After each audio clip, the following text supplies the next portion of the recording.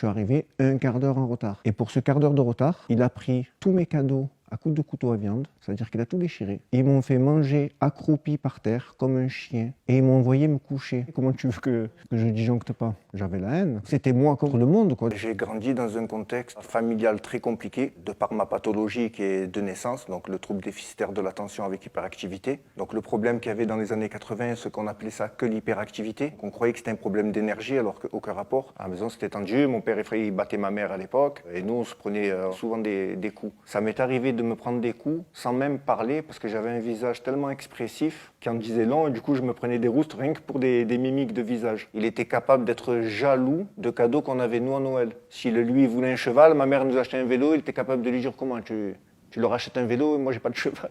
Le mec il était loin dans son délire. Avec le temps j'ai compris que lui-même avait ma pathologie et que peut-être que ma pathologie avec l'éducation qu'il a dû avoir lui, ça fait un mauvais mélange. Et en fait cette pathologie m'a créé beaucoup de problèmes au niveau de ma scolarité parce que je suis très bon, voire très très bon dans tout ce qui m'intéresse et tout ce qui m'intéresse pas, j'ai des neurones mais même pas ils accrochent. L'école c'était une torture pour moi. Et en fait le seul truc qui arrivait à me tenir parce que j'étais obligé de rester en cours, c'était le dessin. J'ai fait ça toute ma scolarité. Je vais même te dire mieux, il y a des profs qui m'ont sacrifié en me disant en début de cours, Franck, s'il te plaît, c'est un cours important aujourd'hui, va au fond, dessine. J'ai commencé à comprendre que j'étais différent quand j'ai commencé à vraiment être exclu. Parce que moi, j'ai été exclu toute ma vie, de ma famille, de la société, dans le sens où déjà dans ma famille, il n'y avait aucun oncle, aucune tante qui voulait me garder. J'étais trop speed, je faisais tout n'importe quoi. Par exemple, à l'école primaire, j'étais le seul à 6-7 ans, je grimpais des poteaux en béton pour aller chercher les ballons qui est sur le préau. Donc les tatas s'arrachaient les cheveux quand elles me voyaient faire ça. À 7 ans, toute l'école primaire a comploté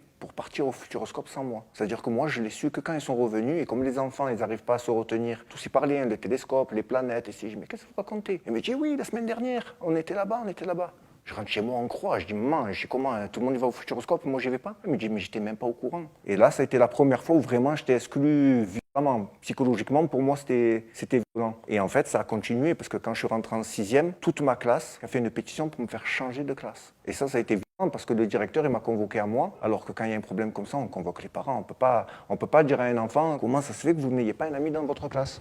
Et moi, je dis, mais comment, lui? Ils me disent, ils ont fait une pétition, ils ont tous signé. J'étais insupportable. N'importe quelle phrase, je rebondissais sur tout ce que disait la prof.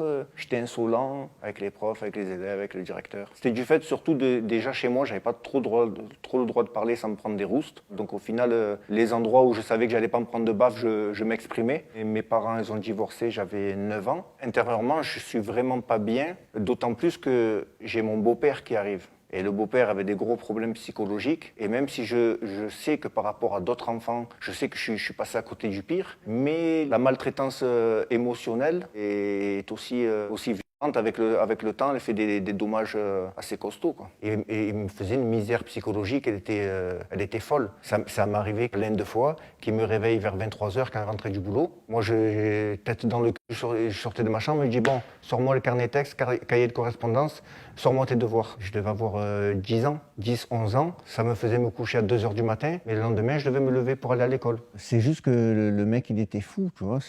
Moi, j'en ai un de moments marquants qui est vraiment un truc extrême, dans le sens où vraiment, j'en ai parlé à des mères de famille, et il n'y en a pas une qui aurait réagi comme ça, parce que c'est pas possible qu'une mère de famille réagisse comme ça. Je vais t'expliquer l'anniversaire de mes 15 ans. Je me lève de bon matin, ma mère, elle me donne un peu de sous, je vais voir ma grand-mère, elle me donne un peu de sous, et je croise mes deux grands cousins qui m'ont mis dans le graffiti, et ils m'offrent un Bob Taquini à l'époque et un holster. C'est une sorte de truc que tu mets, les flics ils mettent le pistolet, et en fait, il l'avait fait à l'époque, voilà, avec le portefeuille. Donc mes cousins m'offrent ça, je pars en ville, je m'achète une paire de baskets, un baggy, je m'en vais à la plage. Donc je passe une super journée avec des amis à moi à la plage, et j'ai loupé le bus qui me faisait être à l'heure. Et j'ai pris le bus d'un quart d'heure après. Donc je suis arrivé un quart d'heure en retard. Et pour ce quart d'heure de retard, il a pris tous mes cadeaux à coups de couteau à viande, c'est-à-dire qu'il a tout déchiré. Ils m'ont fait manger accroupi par terre comme un chien et ils m'ont envoyé me coucher. Et ça, c'est pas le pire de l'histoire. C'est que le lendemain matin, quand je me suis levé pour déjeuner, j'ai ouvert le frigo, ils avaient bouffé le gâteau de mon anniversaire sans moi. Et aucune mère, normalement aucune mère, même si elle est soumise, même si elle a peur, elle peut pas laisser faire ça. Et même, j'en veux même à ma grande sœur, parce qu'elle avait 18 ans à l'époque, et même elle a pas ouvert sa gueule.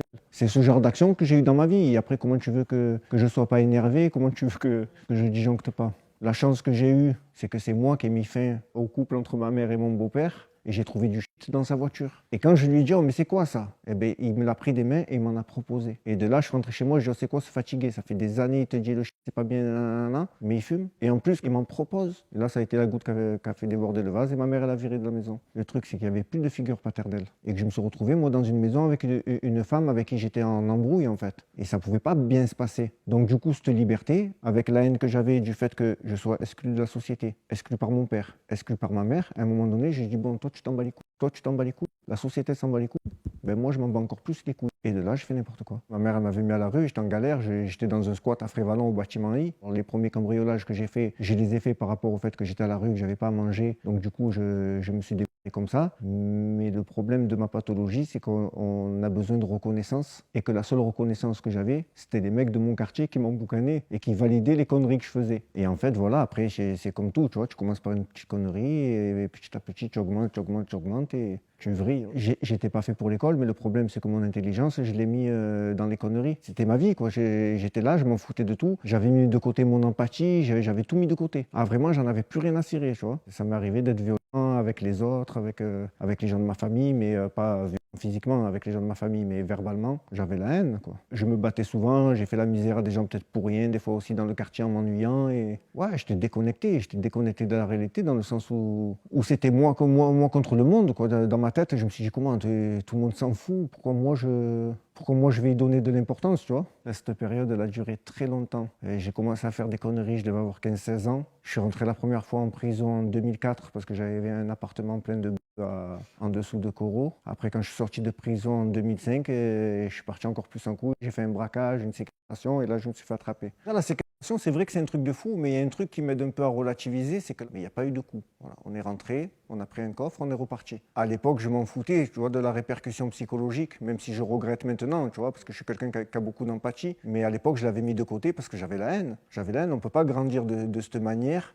et ne pas avoir la haine. Ils m'ont jugé, en fait, comme j'ai pas balancé la personne avec qui j'étais, ils ont voulu me faire morfler pour les deux et ils m'ont demandé 9 ans. Donc le procureur demande 9 ans et je prends 7 ans. Je remercie la personne qui m'a balancé. Si elle regarde cette vidéo, je te remercie parce que je serais peut-être mort. Je faisais tellement de conneries, j'allais tellement loin dans ce que je faisais qu'aujourd'hui je serais mort, c'est sûr même. Donc le fait d'être rentré sur les premières années, je me rendais pas compte que c'était un mal pour un bien. Et de toute façon, quand on fait des conneries dans la vie, c'est bien de s'apercevoir à un moment donné que c'est des conneries, tu vois, parce qu'il y en a, ils font des conneries toute leur vie. Et en fait, donc c'est en restaurant une stabilité, tu vois, et cette stabilité, elle a été grâce à mon prof de plomberie en prison, parce que j'ai un CAP café brasserie, mais j'ai passé un CAP plombier en prison. Et le prof avec qui vraiment j'avais sympathisé m'a amené du carrelage, donc à la fin de ma formation. Et quand il m'a amené le carrelage, j'ai commencé à faire des petites fresques avec marqué installation sanitaire, salle de cours.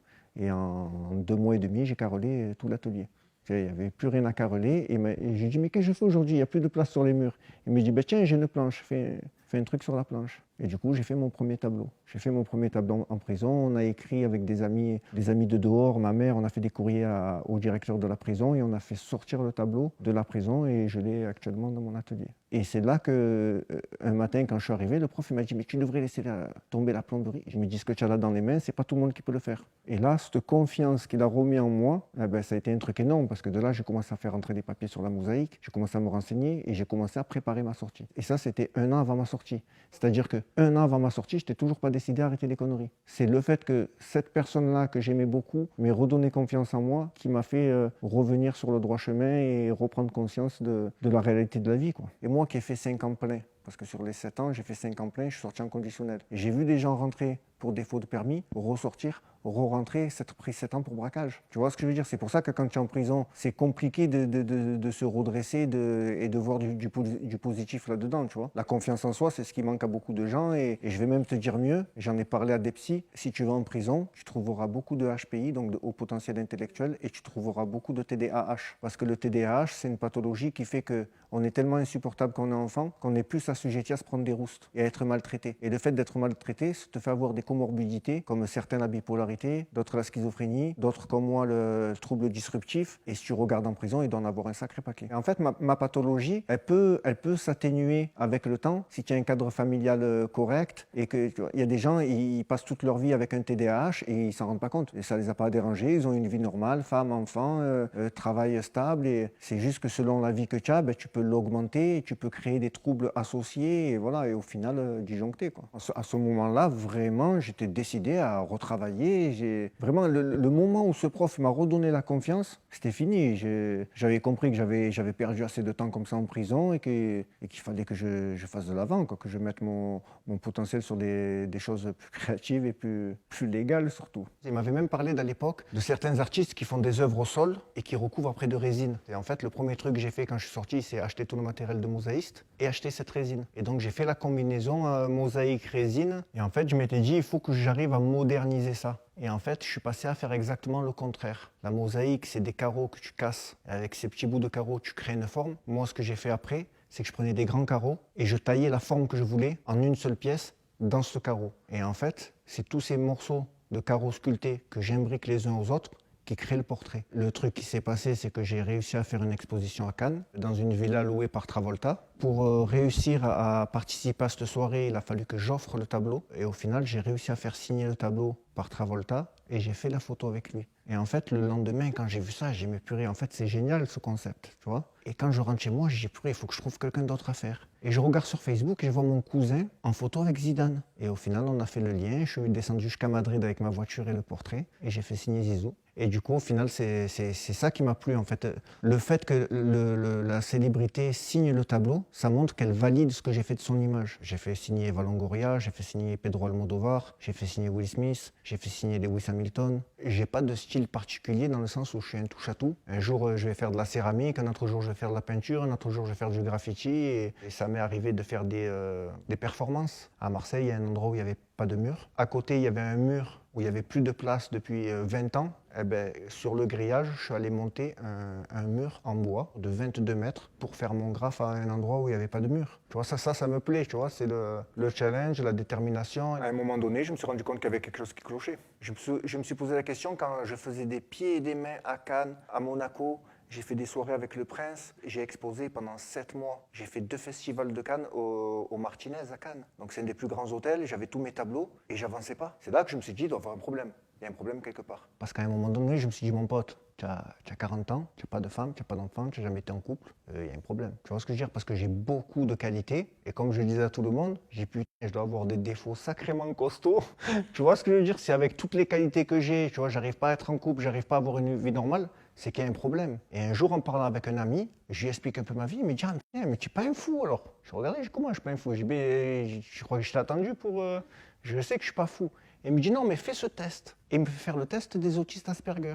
Et en fait, ça a matché un truc de fou sur tout le test. Parce qu'en fait, entre le TDAH et les autistes Asperger, il n'y a que 2 différences. L'autiste Asperger, il ne comprend pas l'ironie et le sarcasme et il ne reconnaît pas les expressions de visage. Il ne sait pas dire si tu es content, pas content, si tu es heureux, malheureux, tu vois, Et moi, je sais. Après, j'ai un humour qui plaît ou qui plaît pas, mais j'ai de l'humour, tu vois ce que je veux dire? Ça fait que c'est là que donc, je me suis cru autiste Asperger pendant 2 ans. J'ai regardé des conférences et tout. J'ai regardé les pathologies qui étaient souvent confondues. Et de là, vu que je savais que j'étais hyperactif, puisqu'on disait que ça quand j'étais jeune, que j'étais trouble déficitaire de l'attention avec hyperactivité. Et j'ai eu confirmation, mais il a fallu que je me batte. Parce que tout le monde n'en a rien à cirer des adultes. Parce que pour eux, tu es une cause perdue, ça y est, tu es adulte, tu as fait ta vie, il n'y a plus rien à faire, tu vois. J'ai dû me battre parce que c'était pas possible de faire un diagnostic. Parce que les gens, ils croient que je suis fou, que j'ai un mauvais caractère et que c'est volontaire. Alors que c'est pas volontaire du tout. Moi, quand je dis les choses, quand je dis la vérité H24 sans forme sociale, c'est pas parce que je veux être méchant avec les gens, c'est parce que je suis comme ça. Des fois, je découvre ce que je suis en train de dire pendant que je le dis. Je le découvre en même temps que la personne à qui je parle, tu vois. Ça fait que c'est compliqué. Quand ma mère, elle me disait, mais va voir un psychologue, un psychiatre, je vois pas que tu es fou. Et que je lui disais, mais moi, je suis comme vous m'avez rendu. Elle me dit, non, tu es fou. Et quand je vais voir le psychiatre et qu'au final, elle me dit que je suis comme ça à cause d'elle, d'un coup, la vie du psychiatre, elle est plus intéressante. Le TDAH est un handicap. C'est pas juste un trait de caractère. Je suis déclaré à la MDPH. La MDPH m'a validé en tant qu'handicapé juste par rapport à cette pathologie. Le regard que j'ai, moi, sur ma vie, c'est déjà beaucoup de regrets dans le sens où déjà, on m'a traité de cancre à l'école alors que j'ai un QI au-dessus de 130. Donc j'aurais pu faire tout un tas de trucs qui m'auraient amené à avoir une vie meilleure que ça. Je te donne un exemple simple. Moi, un truc que je regrette dans ma vie, c'est que j'ai vraiment été très très bon à l'époque où je faisais des récoltes d'herbes. Mais si j'avais eu une seule personne intelligente autour de moi qui m'avait dit « Oh, tu sais, les compétences que tu mets dans l'herbe qui est illégale, tu les mettrais dans la trufficulture qui est légale, tu gagnerais des milliers d'euros, sans faire de conneries, eh ben, ça ferait peut-être 15 ans que je récolterais de la truffe et que je serais blindé. Après, c'est sûr que pas tout le monde peut croiser des gens intelligents et bien pensants et bienveillants, tu vois. Les seuls trucs positifs dans ma vie, c'est moi qui les ai faits, c'est moi qui les ai instaurés, tu vois, parce que sinon, déjà, je peux commencer par dire que je suis fier déjà, parce que ça a été compliqué et qu'à un moment donné, de toute façon, il fallait que je réagisse si j'avais envie de changer de vie. Et vu qu'il y a toujours eu que du négatif dans ma vie, je me suis dit que le positif, il pouvait venir que de moi, tu vois. Donc c'est pour ça que je me suis donné des objectifs et j'ai foncé pour en faire quelque chose de concret.